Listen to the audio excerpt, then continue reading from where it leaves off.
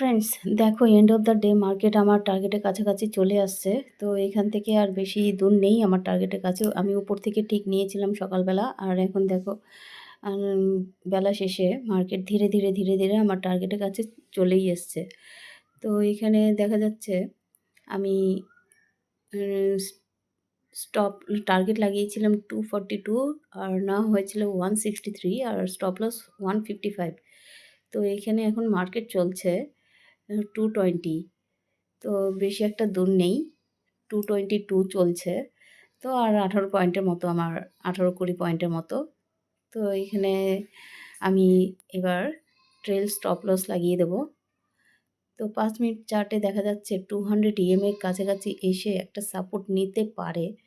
এখানে একটু doubt field হচ্ছে, যদি সাপোর্ট নেয় তাহলে একদম ওপরের দিকে চলে যাবে। তো যাই হোক, আমি এখানে ট্রেল স্টপ লস লাগিয়ে দেবো। এখানে আমি আর লস নেব না।